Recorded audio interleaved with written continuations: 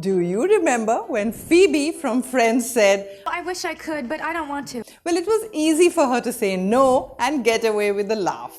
But many of us find it incredibly difficult to say no to a friend, a colleague, or even a boss. Don't worry, I've got you covered. In today's video, we're going to learn 12 fun and refreshing ways to say no in a casual setting, 3 great ways to say no in a formal setting, and 5 bonus phrases for when you want to compromise with someone. So let's get going. Hey everyone, this is Chetna and you're watching ChetChat. And yay, today is Friday once again. And here we are with a new video for you. 12 remarkable ways to say no to someone without offending them. And try using these words in the coming week and share sentences in the comment section below. And next Friday, tell me how you felt about using your brand new vocabulary words. So let's begin with negative. Have you ever seen soldiers communicate on a walkie-talkie? They say negative instead of no. How about we try this? Hey, have you completed your homework? Negative. Or if your classmate asks you, hey, do you want to do homework together? You can say negative or even offer declined. And if you top it with a smile, it'll not offend the listener.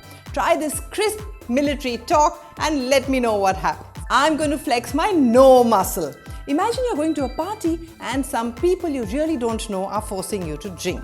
You need to be firm here and say, I'm going to flex my no muscle.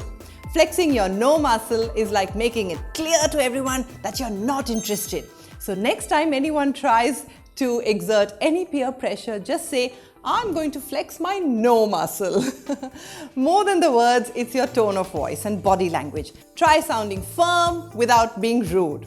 And before we move on to word number 3, I want to give a shout out to Satvika for leaving this super sweet message under my last video, which got a lot of likes from you. So if you want a shout out in my next video, leave me a comment below with the hashtag ChetChatters. I'm going to sit this one out. This is a polite way of saying no. If in the same party, someone is forcing you to dance perhaps, you can say, I'm just gonna sit this one out. If you feel comfortable later, you can always get onto the dance floor. But till then, sit it out. This doesn't literally imply that you're sitting. Another example where you can use this is when people are making plans to go somewhere perhaps over the weekend and you have too much work to do, you can say, I'll sit this one out. I would love to say yes, but my dog told me to say no. This is a light-hearted and funny phrase to say no to something you really don't want to do. Just blame it on your poor dog. Suppose a friend comes up to you and says, can I borrow your laptop for a day? Now this is the same friend, by the way, who borrowed your laptop last time and crashed it. So this time you don't want to lend it to them.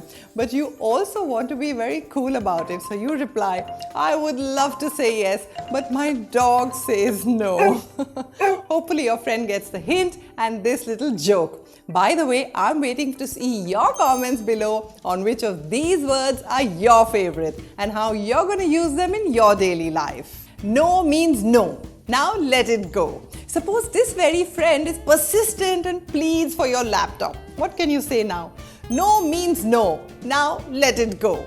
You can use this rhyming phrase to make your decision very clear. You are not lending your laptop and they should stop asking you. No means no. No means no. Now let it go. I've got too much on my plate. This happened, by the way, just a few days ago. Someone requested me to give an online talk, but I was very busy. So instead of saying a rude no, I said, I've got too much on my plate right now. Or, I'm afraid I'm swamped. It's always good to give a reason when you decline a professional offer. So you can say something like this. I won't be able to attend the group meeting today. I've got too much on my plate. Or, I'm swamped. And if you want to know the meaning of the word swamped or more such smart words, then check out this video. So you enjoy learning English and I notice that you're always looking for new things to learn. So Skillshare reached out to me recently and I took a look at their amazing selection of classes. I checked out, by the way, the creative writing class by Ashley Ford, and have also enrolled for the beginner's guide to animating custom GIFs. Honestly, I was struck by the quality and the variety of classes that they are offering for a price as low as 2,400 rupees a year, which comes to 200 rupees a month. That's like buying a couple of pens. The reason I want to recommend this to you is because there are no ads. The classes are curated and taught by industry leaders, and there is no pressure on you to complete any of that classes. What's more, Skillshare has offered the first 5,000 ChetChatters a free 1-month trial period, and I will drop a link below in the description box for you. It's the N to the O, another fun one. If a group of younger cousins comes and asks you for your Netflix password, and you've got strict instructions not to give it to them, you can say it's the N to the O. This phrase works very well with kids. Why say no when you can say it's the N to the O? Hell no. Hell no, I'm not watching Conjuring. I've heard it's very scary. When you want to say no very strongly, you can say hell no. Ironically, heavens no also means the exact same thing. Heavens no, I'm too scared to watch this horror movie like Conjuring. Hell no or heavens no. No! Hell no! I'm good. This is a cool way of saying no, very popular among teenagers. You might think that this is something to do with, hey, how are you? I'm good type of thing. But listen to this. Does anyone want something to eat? I'm good. Which means I'm okay. I don't want anything right now. A very cool way to say no without using any negative word. I'm good. Do you want some cake? I'm good.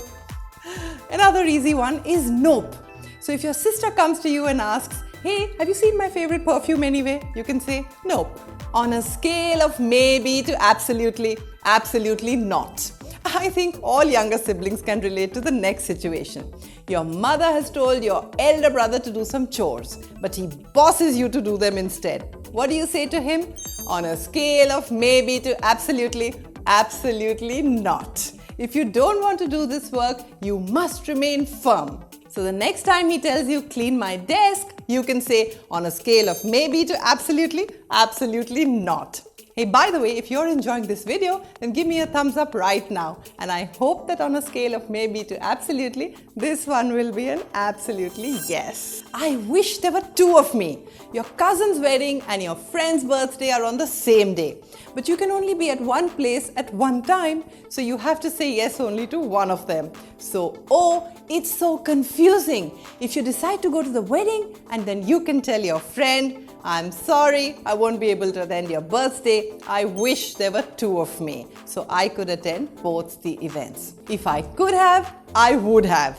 Has this ever happened to you? You can't go to the school picnic because you've fallen ill. It is so sad, especially when you're looking forward to this one. Don't worry, there's a way of delivering this heartbreaking no to your friends. If I could have, I would have come. But because of my high fever, I can't, so I shan't. If I could, I would, but I can't, so I shan't. And by the way, if you want some super cool words to say yes to someone, then check out this video and I will drop a link below for you. All these sound super cool and casual, but how do we say no in a more formal setting? Let's find out. Beg to differ. As teenagers, you must find yourselves in situations where all the elders are speaking, but you also want to make a point. In such a situation, you can say, I beg to differ, instead of rudely interrupting. Example, I beg to differ on this point. Teenagers are capable of making their own decisions. I'm inclined to disagree. I'm inclined to disagree with Karen's analysis. I'm inclined to disagree is used in formal talk, especially in offices, or I see things differently.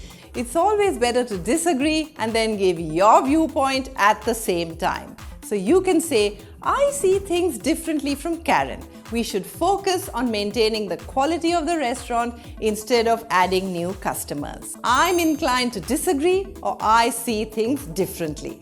Let's park this for later. Delay is the coolest form of denial. If someone suggests an idea which you don't like, but you might not want to get into an argument with them, you can say, let's park this for later, which means forget about it for now, and you hope that they will soon forget about it forever. Let's park this for later. Great! Now hope you will be able to say no confidently and clearly. And now for the bonus section. Sometimes you disagree, but you may have to find a middle ground. Here are 5 phrases that will help you reach a compromise. Agree to disagree. You know there are times when even after a long argument, opinions remain different.